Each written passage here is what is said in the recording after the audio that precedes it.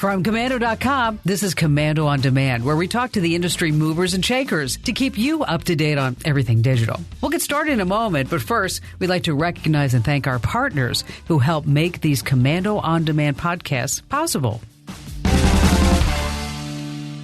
When you're hiring, you don't want to waste time sorting through dozens of irrelevant resumes. You want an efficient way to get to a short list of qualified candidates. You need Indeed.com. Post a job in minutes. Set up screener questions based on your job requirements. Then zero in on qualified candidates using an intuitive online dashboard. Discover why 3 million businesses use Indeed.com for hiring. Post a job today at Indeed.com/hire. Search for greatness. Search Indeed. Hey, Doc, we better back up. We don't have enough road to get up to 88. Roads? Where we're going, we don't need roads. Okay, let me paint a picture of the future for you. Not that far into the future. It's really just around the corner. The year's 2023, and you've just purchased a brand new car. And you're feeling pretty good about it. You got a great deal on it. It's part of a new class of vehicles that can be purchased for thousands of dollars less than similar vehicles today. That's because this car is different. It's actually a lot like your Android smartphone or Gmail. It costs less because you've agreed to allow the car maker to track everywhere you drive. All that information is then sold to advertisers who use it to tailor customized ads that are delivered directly through the car's infotainment system. Sometimes those ads can be really helpful. You are running low on gas. There is a gas station 1 mile on the left. After filling up your tank, you're back on the road. You live in a suburb a few hours from your office. You've worked a long day shift. You're getting home later than usual. But don't worry, your car knows that too. You usually eat at this time. Would you like some pizza? Pizza Hut has a special on a 12-inch pepperoni tonight. The nearest location is coming up at your next left. This is going to be so yummy.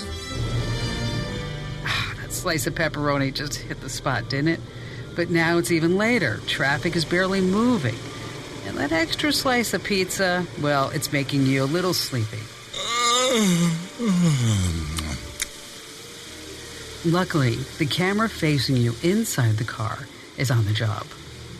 I've detected your eyes have been closed for 3 seconds. Are you awake? Whew, wow, that was hard to snap back awake. Thankful your car was keeping such a close eye on you. You're lucky that you didn't get into a collision. But you got a great deal on the insurance on your brand new car. That's because you also allow the insurance company to track how you drive. As long as you never go over the speed limit, take turns too aggressively, or tailgate other cars, you actually pay hundreds of dollars less a year.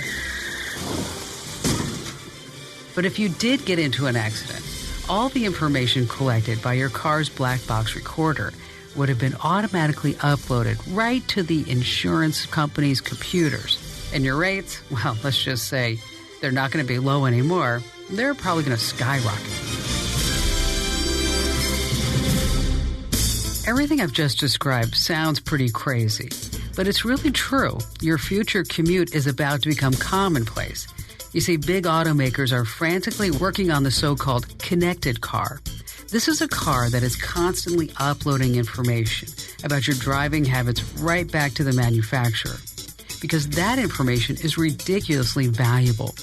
One industry analyst predicts that it will be worth as much as $750 billion by the year 2030. Whoa.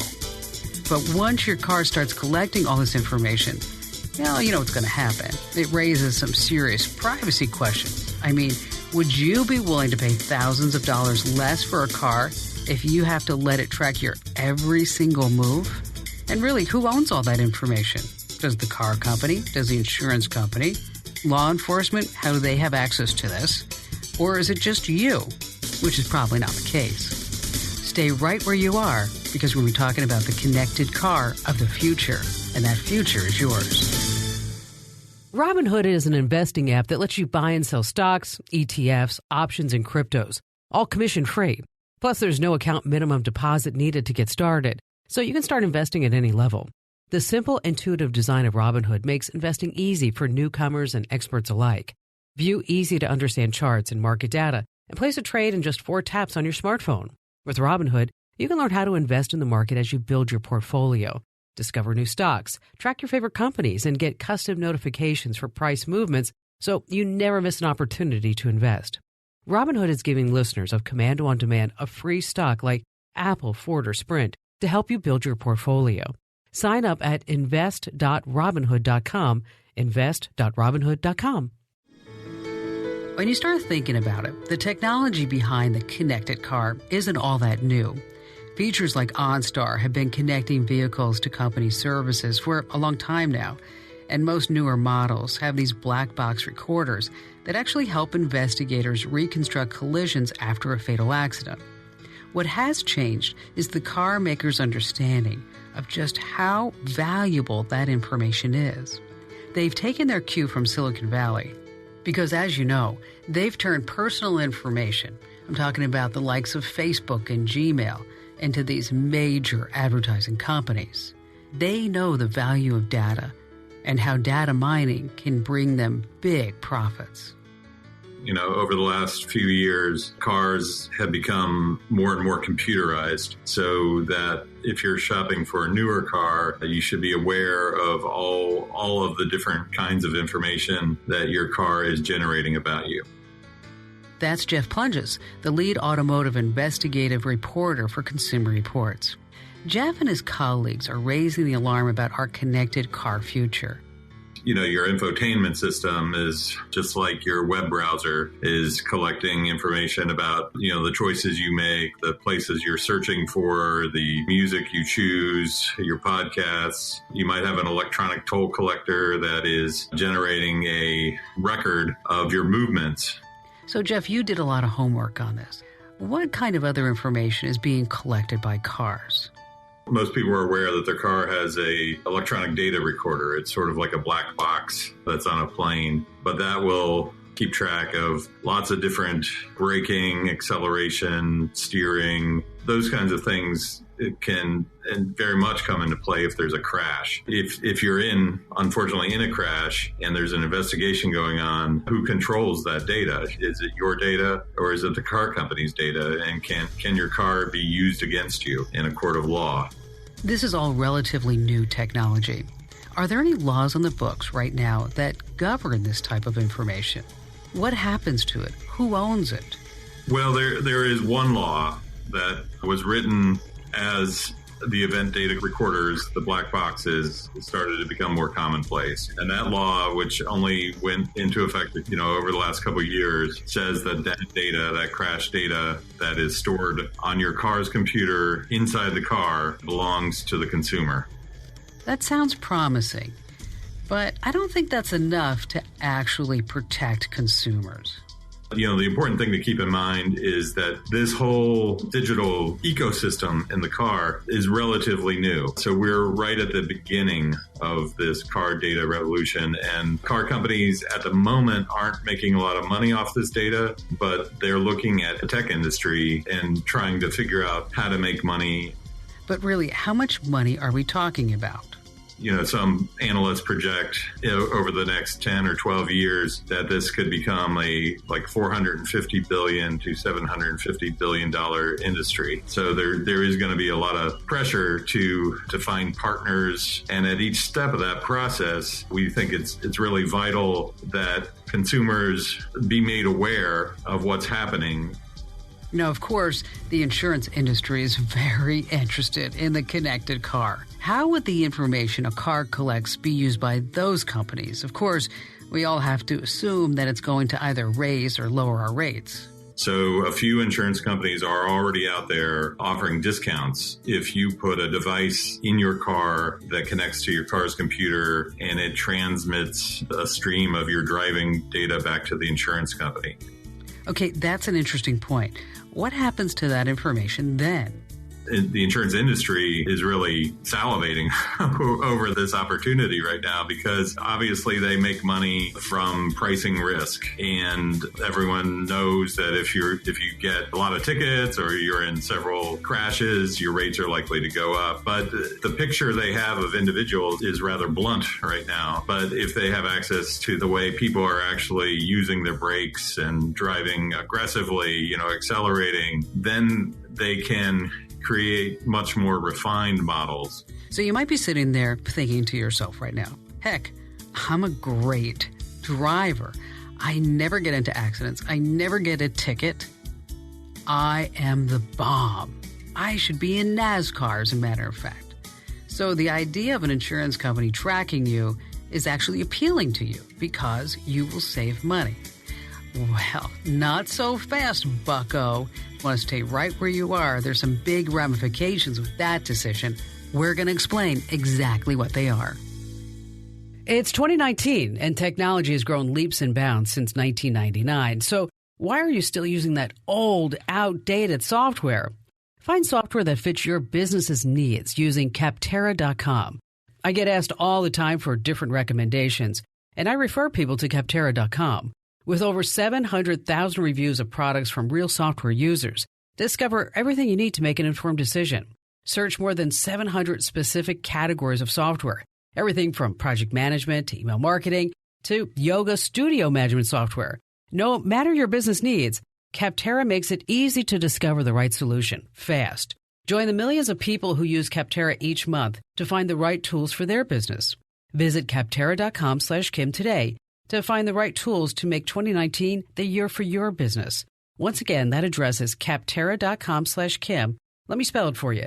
Capterra.com/Kim. I know what a lot of our listeners are thinking right now, Jeff. Okay, I'm a pretty good driver. If I could get a better deal on insurance by having them track me, I'd be willing to consider that.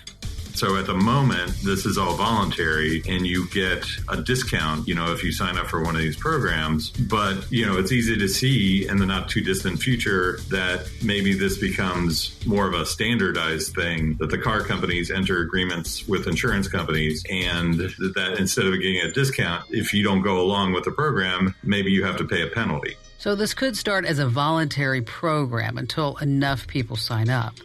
Then everyone who doesn't sign up will be penalized by the insurance companies. It's kind of like what happened with health insurance and your medications. The health insurance companies want you to go and use their services instead of the local CVS or Walgreens. And if you do go to CVS or Walgreens, you may have to pay more out of pocket. Right now, your car is sort of like a sanctum.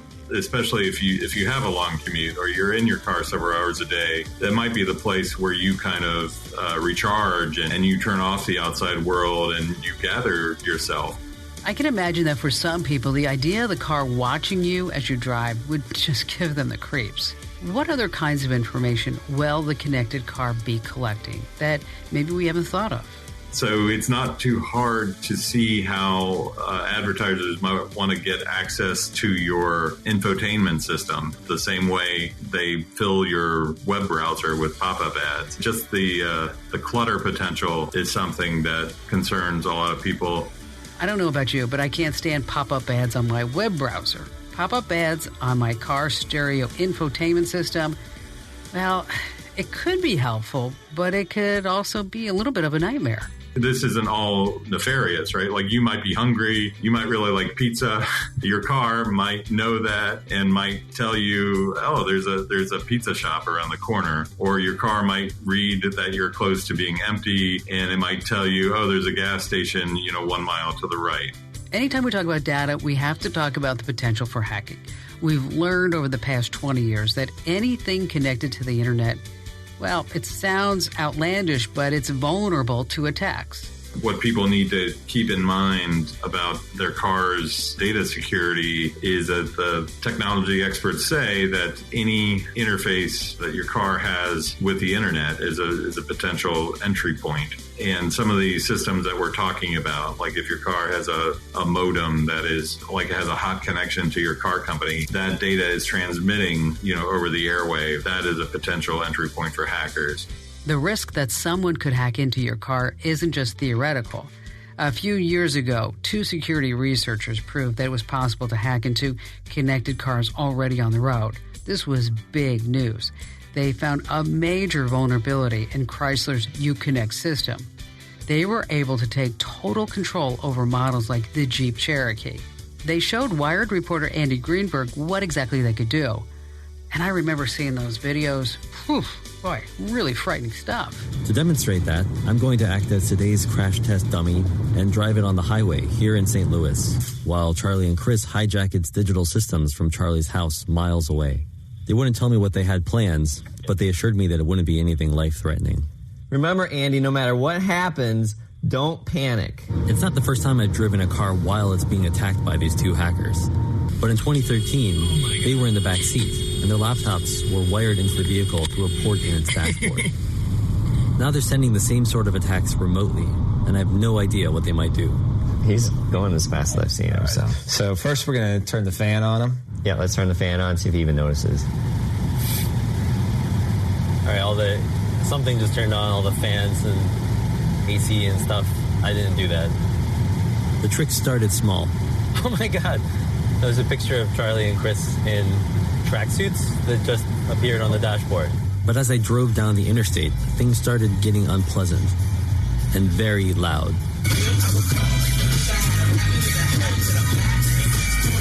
Perfect. I can't turn it down. This is such a fun video. Steve Logan goes to Jordan. And now the air conditioning is blasting, the music is blasting, and I can't see anything because of the windshield wiper fluid. Okay, do it. Do it. Kill the engine. So we're killing the engine right now. It says park sense. Actually can't accelerate. I stomped on the gas, but the Jeep slowed to a crawl. It says 43 miles an hour, but I'm not going that fast. I turned on my hazard lights, but I was still stuck in the right lane with no shoulder to escape onto. Guys, I'm stuck on the highway. What did he say? I don't know, I think he's panicking. He's not going to be able to hear us with that radio. It's so loud. Guys, I need the accelerator to work again. The accelerator will work. It won't work! You're doomed. Seriously, it's dangerous. I need to move. You gotta turn the car off! Okay. Now you should be good to go. Semi drove by. All right, I'm going to pull over because I have PTSD. So a connected car is a hackable car, and that has got me very concerned. If big tech firms like Intel and Yahoo are vulnerable to hackers, then how good are the Detroit automakers going to be at internet and web security? How are they going to lock these things down?